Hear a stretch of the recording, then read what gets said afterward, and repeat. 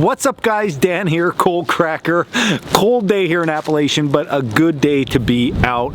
And while I'm out today, I was around the cabin and I was thinking about like traditional long-term wilderness living skills, and some of them skills that we have literally like lost along the way. And one of them is tin bending. Now, if you look back at great woodsmen of the past, from Nesmith to Kephart to Dick Proenneke, they all did tin bending. But nowadays, like, we just don't do that stuff all that much, just because of the fact we have access to everything and anything that we would want. If we need some type of container, the chances are you can go online and find that exact container that you're gonna need. If you need a little tool, you can find it.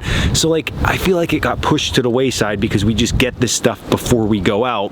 But you know, as bushcrafters, we need to be able to make stuff on the fly when we're out here, and tin bending can be one of those valuable skills. So let's start with something real simple today, and that is making a little scoop for embers around the campfire. Now, this can be a very valuable tool if you are spending a few days at camp and you didn't take a small shovel or anything with you, because there's a lot of projects we do out here that you need to get coals out of the campfire and to the project. That can be a burnt bowl, that can be a burnt spoon, that can be just putting embers on top of your Dutch oven, and the list goes on and on and on. So how do we make one of these things? Well, it's actually quite simple. You are going to need a few of your bushcraft tools though, and those tools include one of your auger bits or a drill bit of larger diameter, some type of saw, your knife, or if you're going to use heavier metal, tin snips, nails, or in my case, I just brought some small tacks out. And then lastly, some type of metal to bend. In our case, we're going to use an aluminum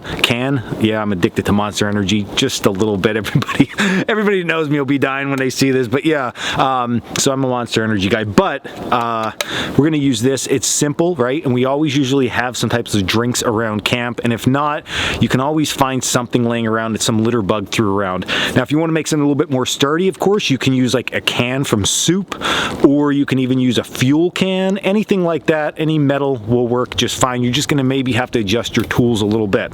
So once you got your stuff, now you got to go out and craft the items. So let's get right after it. Okay, so first thing we're going to do is I am going to cut the can into a flat strip. So I'm going to take the top and the bottom off, and then I'm going to make a slice down along here, and this will give us a flat piece of aluminum to use.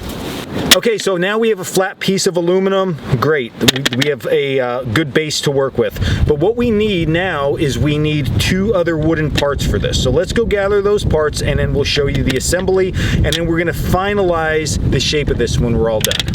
Right, so the first wooden piece that we're going to need is what I call the base of this project. So that is going to be a round piece of wood about 2 to 3 inches in thickness, and then we're going to auger a hole in it. Now, just a little pro tip here: if you find a cut tree like this one that we used in a class prior to today, this works really good to auger your hole first and then go ahead and cut second. That way you have a good stable base to get that auger working in there, rather than trying to hold this little round and auger at the same time. So this is just a good way to do this. Let me auger this hole in, we'll cut this free, and then we'll go get a stick to fit in this augered hole.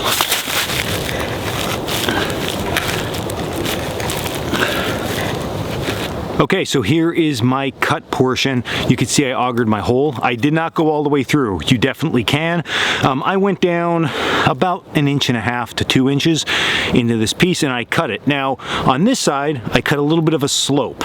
You don't have to do this. This is your project. You can experiment any way that you would like, but I'm just trying to think ahead a little bit what would make the most sense inside our ash scoop or our coal scoop. So I'm gonna put a little slant in there, and you'll see how that works out in a little bit. Again, not necessary to do that. You can just have a straight cut there.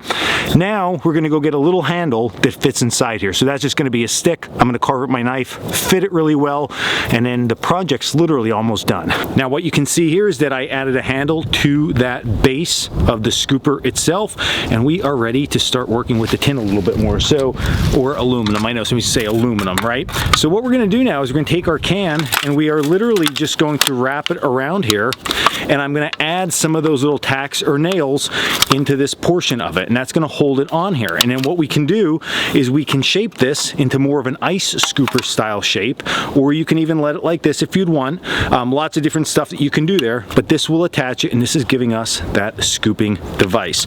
So let me add some tacks in here. I'm actually going to trim down too. You could see the opening of this. I would like this opening to be a little bit wider here. So what I'm going to do is I'm going to trim after I put the nails in. I'm going to trim this down the side just at angles, and that's going to give us a nice little scoop there. So let's add the tacks in.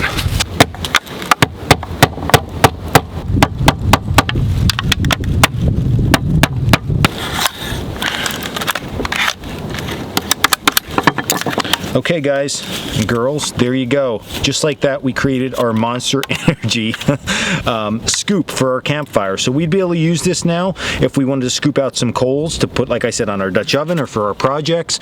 So a really neat little trick here that you can do, a way to reutilize some of that trash that you might have around camp, even old stumps that you might have cut before, sticks that are down.